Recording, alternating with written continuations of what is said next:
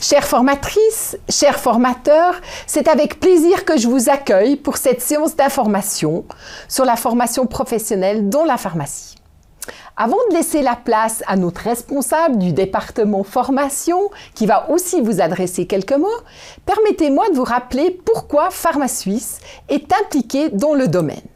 En effet, peut-être vous ne le savez pas, mais PharmaSuisse est l'ORTRA, l'organisation du monde du travail pour les assistantes en pharmacie. À ce titre, PharmaSuisse a la tâche, mais aussi la responsabilité de développer, d'adapter la formation professionnelle des assistantes en pharmacie. L'ORTRA s'engage en vue de garantir aussi la promotion et la qualité de la formation. C'est donc avec beaucoup de plaisir que nous vous présentons aujourd'hui ces informations essentielles. Même si les assistantes en pharmacie ne sont pas membres de notre association fêtière, les assistantes et les assistants sont un groupe cible extrêmement important pour la pharmacie. Et le comité et moi-même avons tenu à les intégrer dans notre positionnement stratégique. Pour devenir prestataires de soins, les pharmaciens ont besoin de toute l'équipe pour assumer cette nouvelle tâche. Nous vous remercions donc beaucoup de votre engagement dans la formation des apprentis. C'est essentiel pour le futur de la pharmacie que nous fassions tous ensemble, tout ce que nous pouvons pour assurer la relève. Ce nouveau programme donne de nouvelles compétences adaptées à la pharmacie d'aujourd'hui et de demain. La formation sera intéressante non seulement pour les apprentis, mais elle permettra aussi d'avoir des interactions et des échanges plus approfondis avec le formateur dans la pharmacie. Nous comptons sur vous tous pour accompagner les apprentis dans cette nouvelle formation et nous pouvons vous assurer que nous serons aussi là pour répondre à vos questions.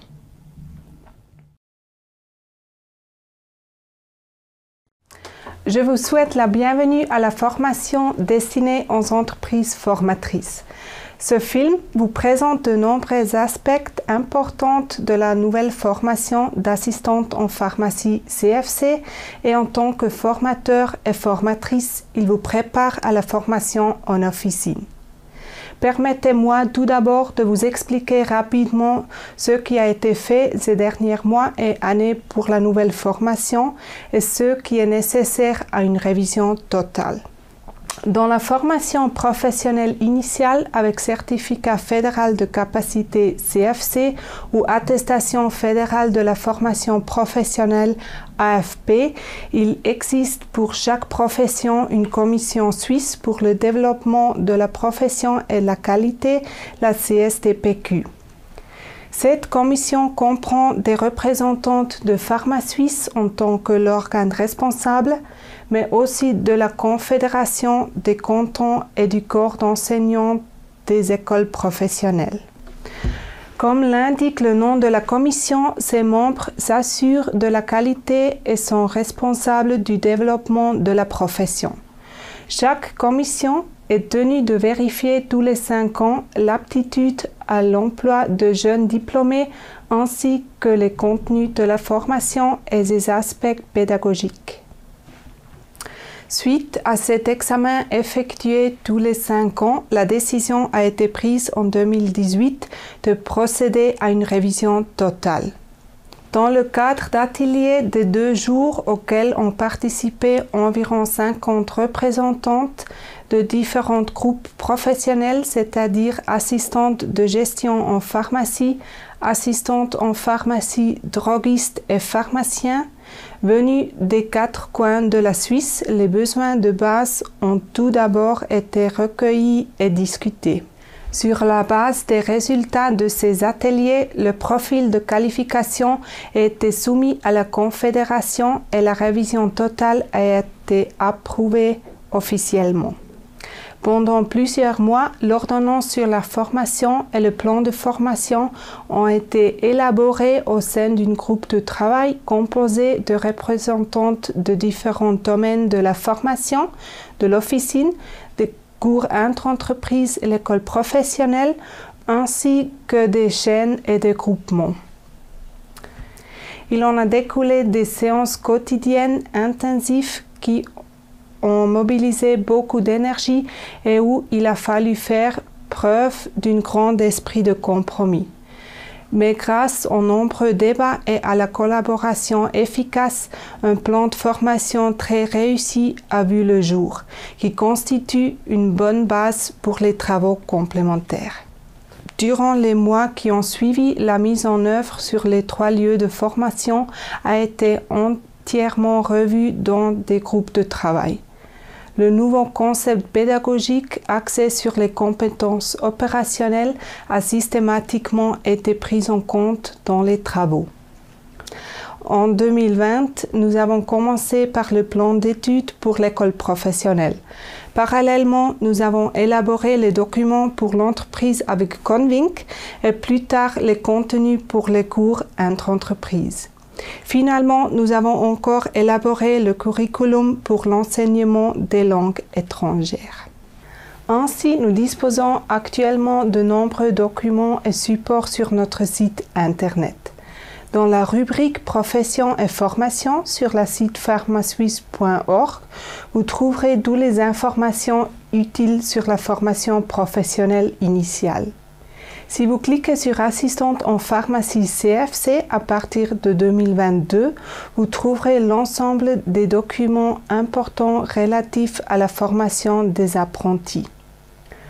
Là, vous trouverez les documents de base avec l'ordonnance sur la formation et le plan de formation. Pour l'entreprise en tant que lieu de formation, le programme de formation avec le mandat pratique.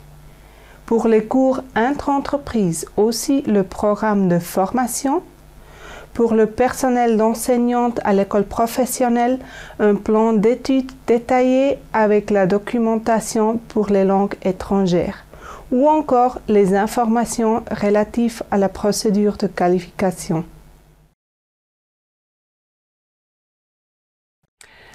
La surveillance de l'apprentissage, donc par l'autorité cantonale, se charge de la surveillance de chacun des 3 lieux de formation, l'entreprise formatrice, l'école professionnelle et les cours interentreprises.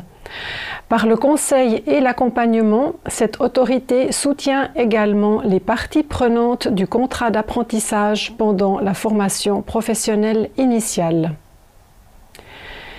Les autorisations de former existantes pour la profession d'assistant en pharmacie CFC conservent leur validité pour la nouvelle profession d'assistante en pharmacie CFC.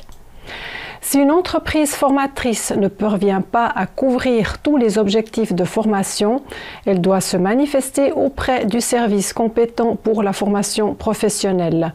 Ce dernier vérifiera alors la possibilité de créer un groupement d'entreprises formatrices. Conformément à l'ordonnance sur la formation professionnelle initiale, les formatrices et formateurs doivent être titulaires d'un certificat fédéral de capacité d'assistant en pharmacie, mais ils doivent également disposer, ce qui est nouveau, d'au moins 2 ans d'expérience professionnelle dans le domaine de formation. En tant que seule profession apparentée, les droguistes CFC ont le droit, avec une expérience professionnelle d'au moins 3 ans dans le domaine de formation, de former des assistants en pharmacie CFC. En ce qui concerne les autres conditions et diplômes autorisés, veuillez vous référer à l'article 10 de l'ordonnance sur la formation professionnelle initiale. Selon l'article 11 de l'ordonnance sur la formation professionnelle initiale, dans les entreprises qui emploient un formateur à plein temps ou 2 formateurs ayant ensemble un taux d'occupation de 120%, il est possible de former une apprentie.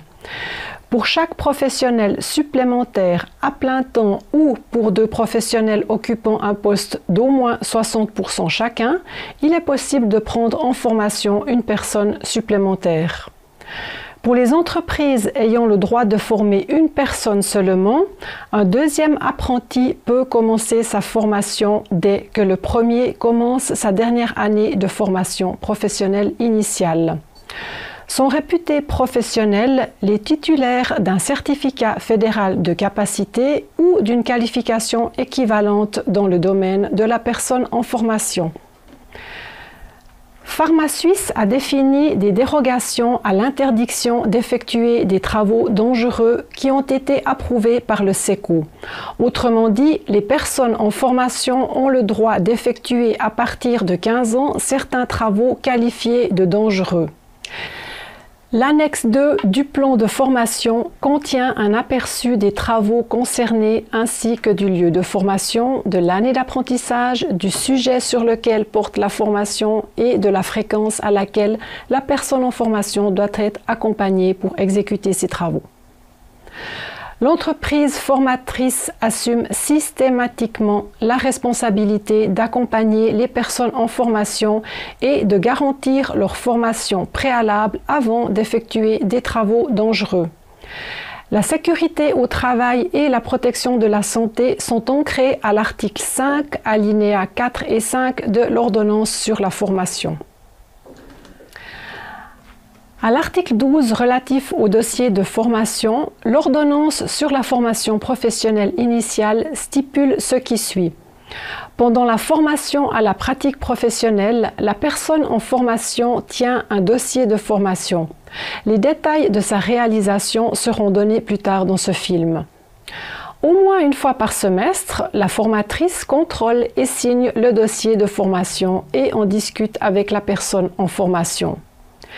Les mandats pratiques introduits avec la nouvelle ordonnance font partie du dossier de formation et donc de la formation à la pratique professionnelle.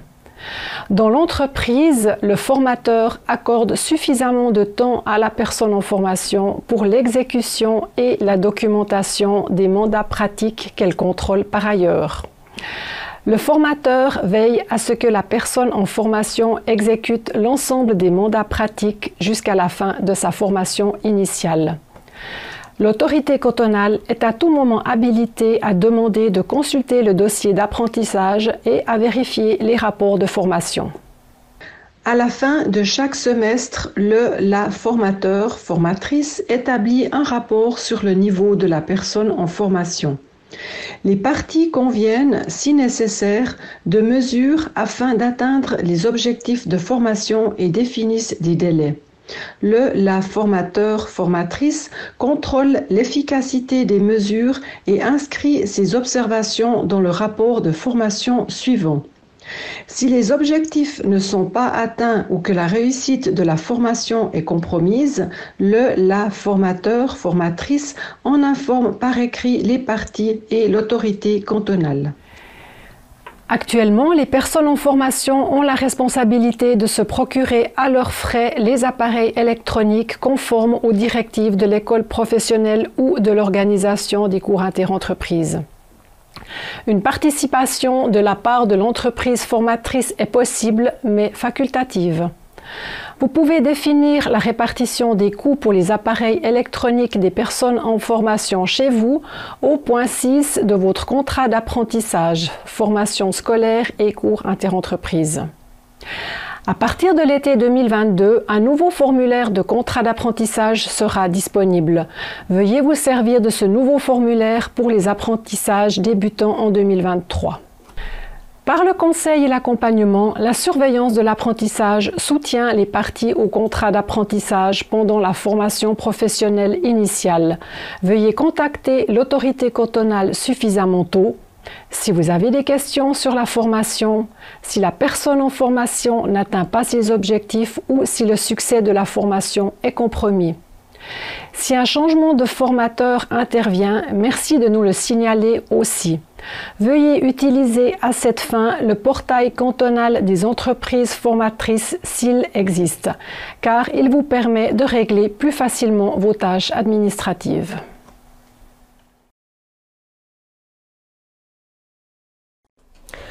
Comme Olivia vous l'a déjà expliqué, le programme de formation en entreprise a été élaboré entre 2020 et 2021. Un groupe de travail composé de représentants et représentantes des entreprises formatrices a collaboré intensément à l'élaboration des mandats pratiques et de la boussole des compétences. Sur quoi la formation en entreprise est-elle basée ? Son contenu a été défini d'après le plan de formation. Voici une vue d'ensemble des compétences opérationnelles qui composent la formation professionnelle initiale. Ces compétences opérationnelles découlent des activités professionnelles et reflètent ainsi le quotidien professionnel en pharmacie. Pour ces compétences opérationnelles, des objectifs évaluateurs sont définis pour les 3 lieux de formation. Vous voyez les objectifs évaluateurs en entreprise dans la colonne de gauche. Ils décrivent pour ainsi dire les tâches que les personnes en formation doivent être capables d'accomplir à la fin de leur formation. Si elles y parviennent, cela indique qu'elles ont pu développer la compétence opérationnelle correspondante dans le cadre de leur formation. Voici une vue d'ensemble du moment auquel les compétences opérationnelles sont développées sur les 3 lieux de formation respectifs. Au sein de l'entreprise, les mandats dits pratiques permettent de s'assurer que toutes les compétences opérationnelles sont couvertes. Dans le même temps, les autres lieux de formation apportent leur contribution pour que les personnes en formation puissent développer les compétences opérationnelles correspondantes. Cette vue d'ensemble est disponible à la fois sur Convink et sur le site internet de PharmaSuisse. Les mandats pratiques remplacent l'ancien dossier de formation. Les mandats pratiques sont des mandats prédéfinis que vous proposez en exercice aux personnes en formation pendant le semestre spécifié. Ils servent en fait à introduire la compétence opérationnelle. Les personnes en formation exercent leurs compétences opérationnelles au moyen du mandat pratique. Elles documentent la réalisation du mandat sous forme de travail sur Convink et rendent ainsi compte de leur progression dans leur apprentissage. Ce travail sert aussi de base pour l'auto-évaluation des personnes en formation et de leur évaluation par des tiers. Sur cette base, un rapport de formation est généré qui est établi une fois par semestre conformément à l'ordonnance sur la formation et dont il convient de discuter avec les personnes en formation. Chaque compétence opérationnelle est développée dans le cadre d'un mandat pratique. Chaque entreprise formatrice organisera d'autres formations et accompagnera les personnes en formation dans leur parcours d'apprentissage pour qu'elles acquièrent entièrement chacune des compétences opérationnelles. Le lien avec les autres lieux de formation est indiqué selon le plan de formation et l'aperçu de la coopération entre lieux de formation. La répartition des mandats pratiques entre les années et les semestres de formation a été conçue de sorte que l'introduction de la compétence opérationnelle ne génère aucun stress vers la fin de la période de formation. Le rapport de formation qui sont rédigés sur Convink s'appuie sur la grille de compétences, mais aussi sur les mandats pratiques et leurs résultats. Les présentations de travaux résultant des mandats pratiques servent aussi de dossier de formation sur la plateforme électronique Convink. L'auto-évaluation et l'évaluation par un tiers sont effectuées une fois par semestre au moyen de la grille de compétences. Elles servent de point de départ pour réaliser l'entretien d'évaluation de fin de semestre, puis pour rédiger le rapport de formation. L'auto-évaluation et l'évaluation par un tiers sont effectuées une fois par semestre au moyen de la grille de compétences. Elles servent de point de départ pour réaliser l'entretien d'évaluation de fin de semestre, puis pour rédiger le rapport de formation.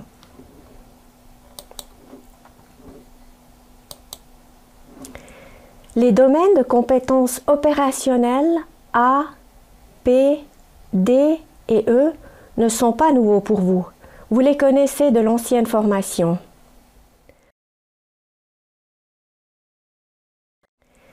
Les domaines de compétences opérationnelles A, P, D et E ne sont pas nouveaux pour vous. Vous les connaissez de l'ancienne formation. Sur le plan du contenu, la principale modification apportée au niveau du plan de formation par rapport à l'ancien est le domaine de compétences opérationnelles C, réaliser des examens et des actes médicaux. Exemple de tâches qui rentrent dans le domaine de compétences opérationnelles C. Préparation d'un semainier comme partie du suivi des patients/patientes chroniques. Saisie des signes cliniques alarmants, les red flags. Dispensation des premiers secours, BLS, Basic Life Support. Prise en charge des plaies aiguës. Mesure de la pression artérielle, réalisation d'analyses de laboratoire, cholestérol et glycémie. Capacité à se servir des outils d'usage et à faire un prélèvement sanguin par voie capillaire. Les tâches sont effectuées au moyen de checklists usuelles. Les tâches sont systématiquement effectuées à la demande de la pharmacienne qui a la responsabilité de la réalisation des actes et de l'évaluation des résultats. Comme Brigitte Forneron l'a déjà mentionné, les explications relatives à la sécurité au travail spécifique sont décrites dans l'annexe 2 du plan de formation. Il faut veiller à ce que les personnes en formation soient scrupuleusement accompagnées pour les activités mettant en jeu le destin des patients/patientes ou nécessitant de manipuler des produits chimiques, du sang ou des liquides biologiques. En fonction de leur niveau de formation, elles n'ont pas encore le droit d'accomplir ces tâches seules. Le vaccin contre l'hépatite est désormais recommandé officiellement.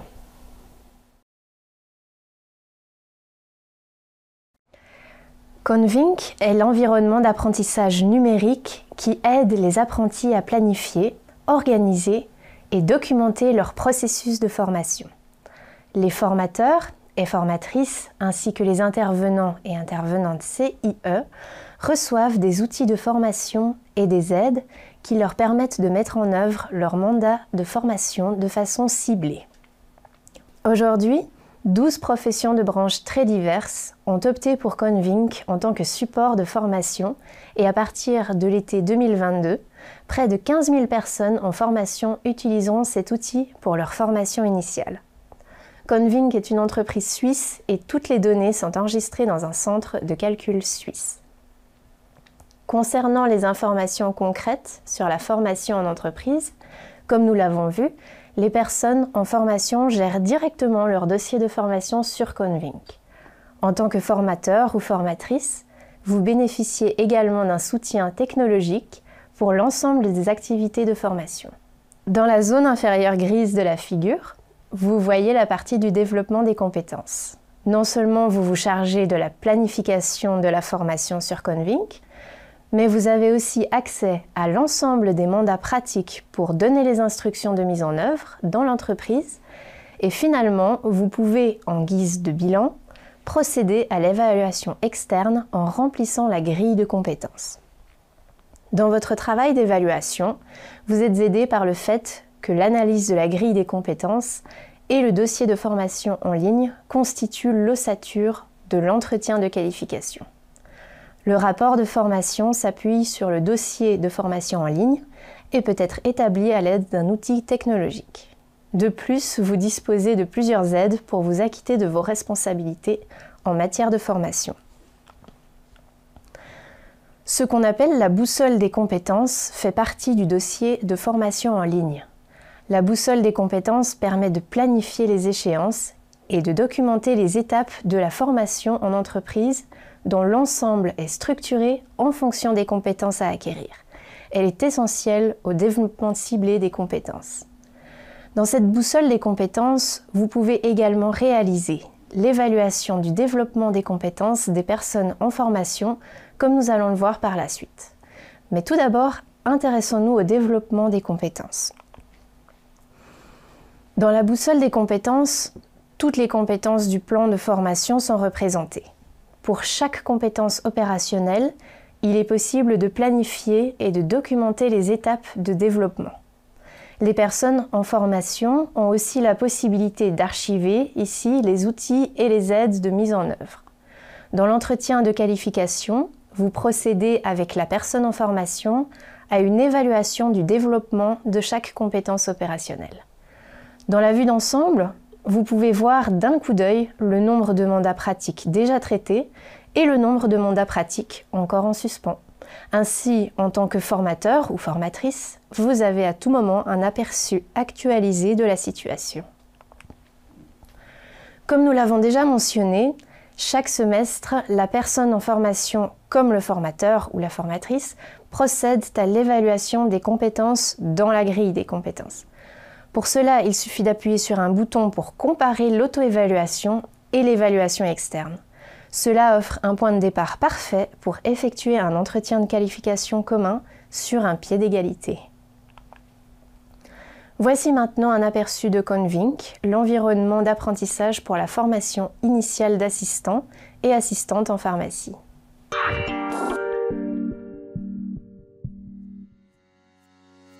Convink accompagne les personnes en formation tout au long de leur parcours de formation professionnelle initiale. L'accent est mis sur l'acquisition de compétences opérationnelles dont les professionnels compétents ont absolument besoin dans la pratique. Commençons par le cœur de Convink, la documentation d'apprentissage en ligne sous la forme d'un portfolio. Les personnes en formation y trouvent tous les modules de développement des compétences personnelles. La boussole des compétences joue un rôle central à cet égard. Elle donne aux personnes en formation un aperçu de toutes les compétences opérationnelles qu'elles acquièrent au cours de leur formation initiale. Les personnes en formation sont en mesure d'évaluer régulièrement leurs compétences, d'y réfléchir et de les documenter. Cela ressemble par exemple à ceci. Mais à quoi ressemblent les contenus d'apprentissage auxquels les personnes en formation sont confrontées? Ils sont mis à disposition par l'organisation concernée et sont présentés sous forme multimédia. Cela ressemble par exemple à ceci.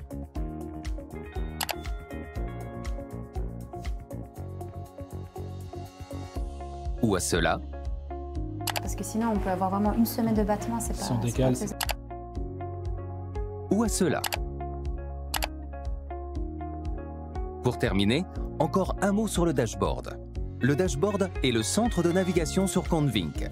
De là, on accède rapidement au contenu d'apprentissage de l'organisation concernée ou encore à la documentation d'apprentissage en ligne.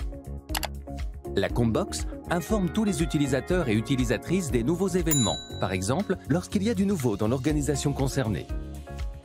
Nous vous souhaitons beaucoup de plaisir dans le développement de vos compétences sur Convink.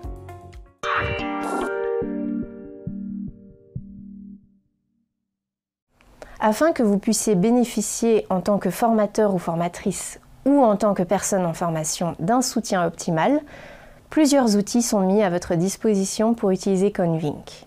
Un guide a été élaboré pour faciliter l'introduction et les premières étapes sur Convink. Vous recevrez également une feuille de route détaillée sur la manière dont vous pouvez vous familiariser avec Convink et paramétrer de façon optimale cet environnement d'apprentissage numérique. Au début, accordez-vous 1 heure pour en prendre connaissance et vous familiariser au mieux avec le travail sur Convink. Nous mettons également à votre disposition des instructions concrètes sous forme de tutoriels et de cartes mémo pour que vous puissiez mettre en œuvre facilement et efficacement les différentes étapes de la formation en entreprise. Finalement, d'autres outils sont également à votre disposition pour que vous puissiez initier de manière ciblée les personnes en formation à la gestion du dossier de formation en ligne. Mais Convink va encore plus loin. Vous disposez d'outils complémentaires qui peuvent également être utiles pour le développement de vos propres compétences de formateur ou formatrice. Cette offre est facultative et dépend de vos besoins spécifiques en la matière. Notre assistance technique est à votre entière disposition ainsi qu'à celle des personnes en formation dont vous avez la charge par téléphone ou par email pour répondre à toutes vos questions, qu'elles soient générales ou plus techniques.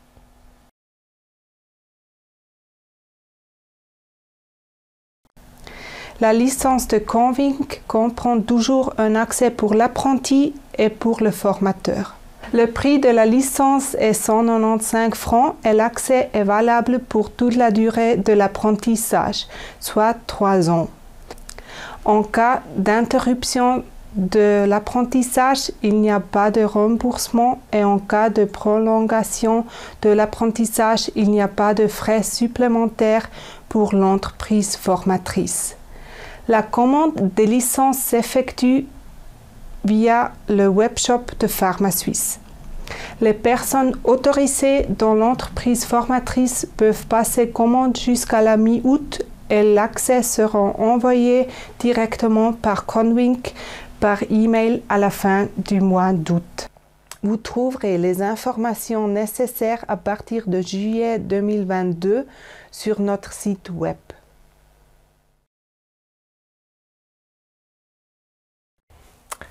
Comme Olivia vous l'a expliqué tout au début, la documentation des cours interentreprises a été développée l'année passée avec l'aide d'un groupe de travail. Il nous tenait à cœur d'uniformiser les contenus au niveau suisse. Lors de la composition du groupe de travail, nous avons ainsi veillé à ce que les différentes régions CIE soient représentées, notamment la Suisse romande et la Suisse italienne. Les éléments encadrés que vous voyez ici dans le tableau sont les compétences opérationnelles au développement, desquelles le lieu de formation CIE contribue également. Cela englobe le conseil dans le domaine non soumis à ordonnance, dans le domaine soumis à ordonnance avec des articles d'hygiène et de soins, ainsi que la réalisation d'examens et d'actes médicaux. Nous voyons ici la répartition des CIE entre les 3 années de formation. Durant la première année de formation, donc au 2e semestre, nous commençons par 4 jours CIE dans le domaine de compétences opérationnelles A. Durant la 2e année de formation, donc au 3e semestre, nous approfondissons les connaissances de la première année de formation et mettons l'accent sur le domaine de compétences opérationnelles B lors de 4 nouveaux jours CIE. Durant la 3e année de formation, donc au 5e semestre, viennent s'ajouter 7 nouveaux jours CIE. Lors de ceux-ci, nous mettons l'accent sur le domaine de compétences opérationnelles C. Les domaines de compétences opérationnelles déjà traités sont systématiquement intégrés au domaine de compétences opérationnelles des CIE et sont donc consolidés. Le domaine de compétences opérationnelles A, donc qui est le conseil dans le domaine non soumis à ordonnance, joue lui un rôle particulier dans chacun des 3 cours. En conséquence, les notes des cours interentreprises respectifs se rapportent au domaine de compétences opérationnelles que vous voyez ici. Le premier jour de cours, les futures assistantes en pharmacie apprennent à dire bonjour aux clients et clientes qui viennent à la pharmacie et sont capables d'adapter parfaitement leurs conseils en fonction de chaque type de client. Les personnes en formation s'exercent encore aux techniques de questionnement et les approfondissent. Après l'introduction du mandat pratique « Accueillir la clientèle dans la pharmacie et identifier ses besoins », donc qui a lieu durant le 1er semestre, et ce premier jour de cours au 2e semestre, les personnes en formation disposent des compétences nécessaires pour mener des entretiens de conseils simples au comptoir en se faisant accompagner par le formateur ou la formatrice. Lors de la première partie du 2e jour de cours, les futures assistantes en pharmacie apprennent à connaître des produits spécifiques sur le thème des verrues, des poux, des mycoses de la peau par exemple, et des ongles, et s'exercent à dispenser des conseils en la matière à la clientèle.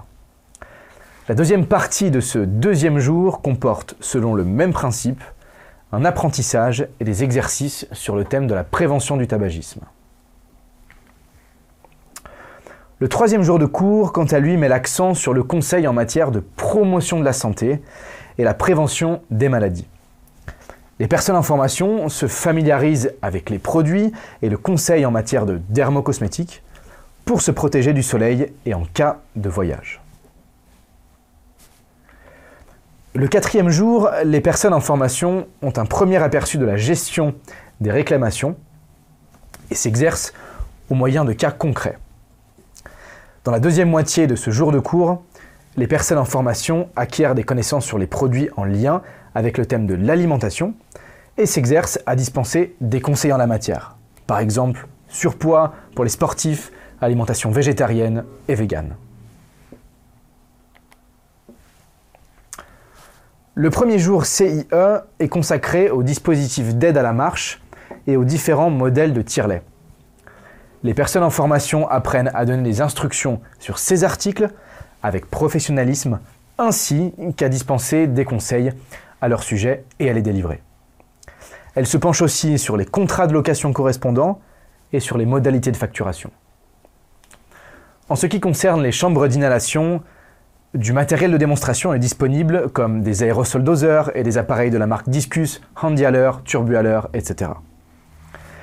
Sur le thème des bas de contention, les personnes en formation apprennent et s'exercent à prendre des mesures avec précision, à identifier les différentes qualités et classes de contention, à comprendre l'utilisation des dispositifs d'aide à l'enfilage, ainsi que les modalités de décompte compte tenu de la lima. Enfin, en ce qui concerne l'incontinence, elle se penche sur les différents types d'incontinence et les moyens auxiliaires qui existent, tout en s'intéressant, dans ce contexte, à la facturation et aux limitations applicables. Le deuxième jour de formation porte sur l'apprentissage des connaissances relatives à l'administration et à la préparation des différentes formes galéniques, comme les comprimés vaginaux, les crèmes vaginales, les patchs contraceptifs, le sirop antibiotique, le sirop solmucol. Les futures assistantes ou assistants en pharmacie s'exercent aussi à donner des instructions en matière à la clientèle. Le thème des réclamations est également approfondi ce jour-là.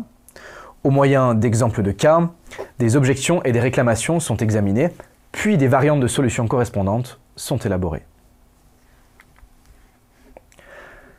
Lors du troisième jour CIE, plusieurs méthodes de médecine complémentaire, comme l'anthroposophie, l'homéopathie, les sels de Schussler, les teintures mères, la spagyrie et la thérapie des fleurs de bar, sont étudiées dans le cadre de travaux en groupe. Alors, des exemples d'ordonnances d'homéopathie sont traités, tout comme la question de savoir où commander quel remède et quel équipement doit être remis, par exemple pour les ampoules Iscador. La première partie du quatrième jour CIE est quant à elle consacrée au thème de la prévention. Alors ici, les personnes en formation travaillent avec la mallette de contraception et découvrent l'ensemble des méthodes de contraception. La deuxième partie de ce jour de formation porte à nouveau sur la dermocosmétique et le conseil en cas de voyage, qui avait été déjà vu lors du CIE 1. Mais ici, l'accent est mis sur les produits du domaine soumis à ordonnance et sur les produits qui sont recommandés pour compléter les traitements soumis à ordonnance, tels que l'isotrétinoïne. Le jour de secouriste niveau IAS est dispensé lors des 2 premiers jours en collaboration avec l'Alliance cantonale des Samaritains. Le 3e jour porte sur le thème de l'hygiène et de la sécurité. Comment garantir l'hygiène dans la pharmacie, dans l'espace conseil, lors de la prise en charge des plaies, ainsi que d'élimination. Comment désinfecter les surfaces, comment préparer l'espace conseil. Différents désinfectants et produits de nettoyage, mais aussi les gants, sont examinés et testés. Le 4e jour, les personnes en formation s'exercent à l'aide d'exemples de cas à observer, l'état de différentes blessures et les prendre en charge de façon adéquate. Les personnes en formation préparent le contenu de trousses de secours pour la cuisine d'un restaurant, d'une salle de gymnastique ou d'un groupe de randonnée, puis s'exercent à prendre les mesures vitales immédiates en cas d'urgence. Lors du 5e jour, elle s'intéresse aux signaux d'alerte, red flags, liés à la pression artérielle, à l'oxymétrie, à la fièvre, au bilan urinaire en cas de cystite et à la réaction en cas de choc anaphylactique. Avec du matériel de démonstration, elles prennent des mesures correctes et déterminent les sources d'erreurs éventuelles. Les valeurs sont documentées et analysées pour savoir s'il y a ou non urgence. Le 6e jour, les personnes en formation effectuent des prélèvements sanguins capillaires, elles mesurent le cholestérol et la glycémie, réalisent des tests pour dépister l'intolérance au gluten et les allergies. Le 7e jour, elles s'intéressent à des valeurs comme l'IMC, la pression artérielle, le pouls, La glycémie, l'hémoglobine glyquée, le cholestérol, la CRP, les tests urinaires comme grossesse et cystite. Les valeurs des jours 5 et 6 du CIE sont discutées et analysées. Les futurs assistants en pharmacie examinent aussi différents tensiomètres et appareils de mesure de la glycémie. Comment remplir un bon de garantie? Comment s'effectue le décompte de ces appareils? Est-ce qu'il y a des limitations qui s'appliquent? Comment se font le nettoyage et la maintenance de ces appareils? Chaque module de cours s'accompagne à la fois de mandats de préparation et de mandats de suivi qui durent à peu près 2 heures chacun. Il importe ici, en tant que formateur ou formatrice, que vous accordiez suffisamment de temps aux personnes en formation pour les effectuer. Les fiches d'exercice renferment des informations sur le temps imparti pour chaque tâche. Il est prévu que vous examiniez, puis que vous évaluiez les mandats effectués par les personnes en formation et au besoin que vous apportiez encore votre soutien pour le développement des compétences dans l'entreprise. Les notes obtenues au cours interentreprise sont intégrées à la note d'expérience pour la procédure de qualification. La note d'expérience compte pour 20% de la note finale, dans laquelle la note CIE représente à nouveau 30%. Les compétences des personnes en formation sont vérifiées dans la pratique et sur le terrain au quotidien dans le cadre des cours interentreprise. Comme ils sont orientés sur l'examen final pratique, ils constituent donc un bon moyen de se préparer. Dès le premier CIE, les personnes en formation doivent se familiariser avec l'une des grilles d'évaluation TPP et peuvent donc s'ajuster par rapport aux exigences de l'APQ.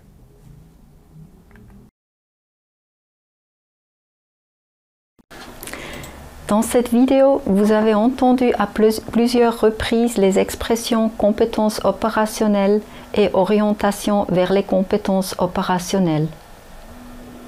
L'orientation vers les compétences opérationnelles est à la fois un critère de qualité et l'objectif de la formation professionnelle. Elle se caractérise par un lien important avec la pratique, car avec les compétences opérationnelles, l'accent est clairement mis sur la capacité plutôt que sur les connaissances. Typiquement, le fait de mettre l'accent sur les tâches professionnelles en entreprise n'est ni controversé ni nouveau. C'est pourquoi je souhaiterais approfondir ici ce que nous appelons les 4 dimensions de la compétence. Comme je l'ai déjà expliqué, les compétences opérationnelles découlent des situations professionnelles.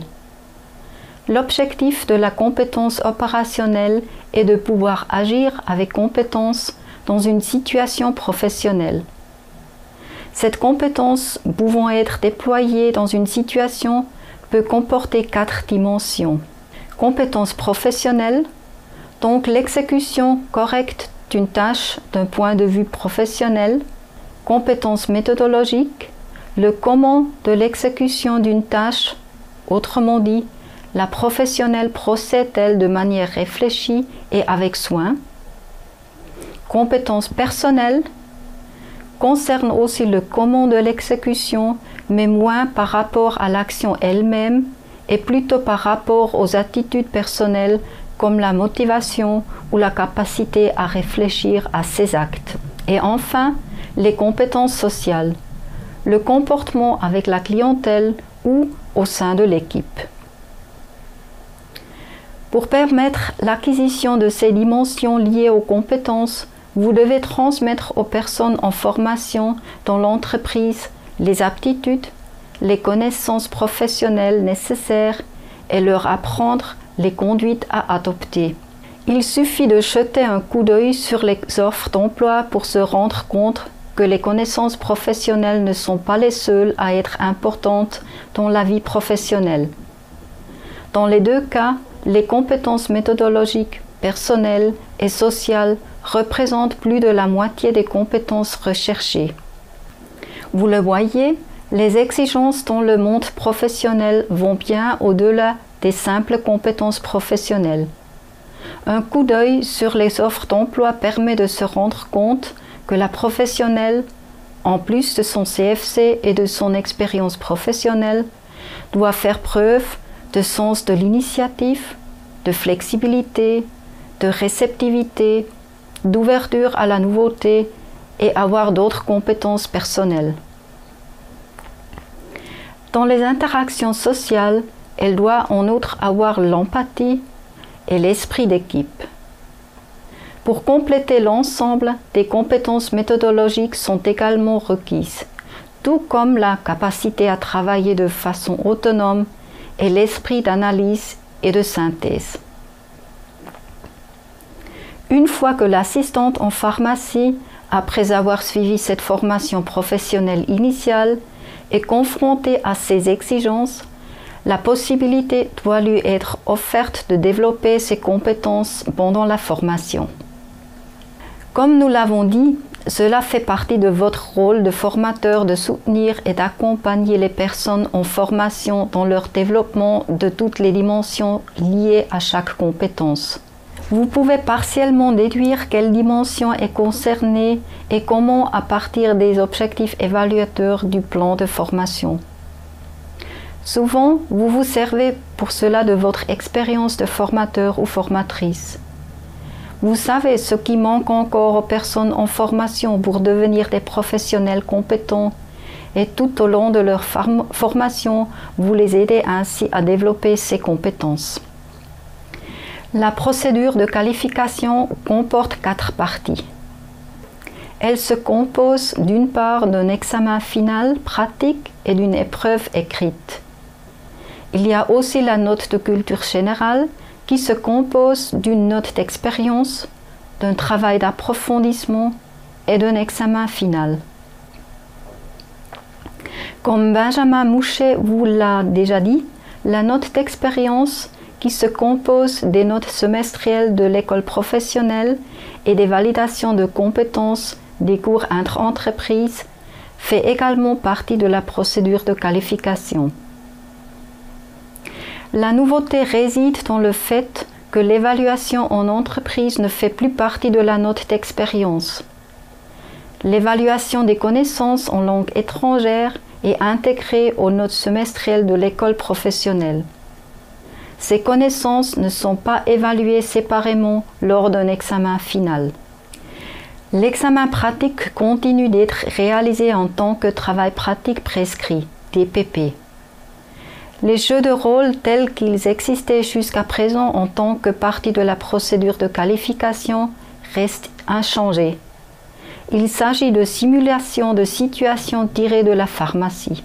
L'entretien professionnel qui est mené à la fin de l'examen pratique est nouveau.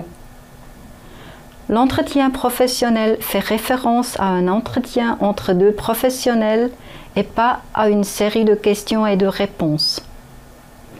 Comme les questions sont ouvertes, cela couvre un large champ tout en étant approfondi sur les questions spécialisées. Il permet ainsi d'évaluer si un candidat est capable d'identifier les interdépendances et de réfléchir à ses propres actions. L'examen écrit de 2 heures fait également partie de la procédure de qualification. Comme nous l'avons déjà mentionné, l'examen oral sur les connaissances professionnelles ne fait plus partie de la procédure de qualification.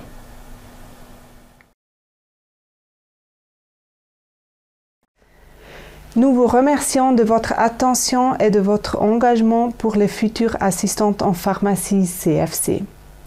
Nous attendons la nouvelle formation avec impatience et vous souhaitons plein succès et beaucoup de plaisir avec le nouveau document dans le cadre de votre mission de formation. Si vous avez des questions, n'hésitez pas à nous contacter. Nous sommes à votre disposition.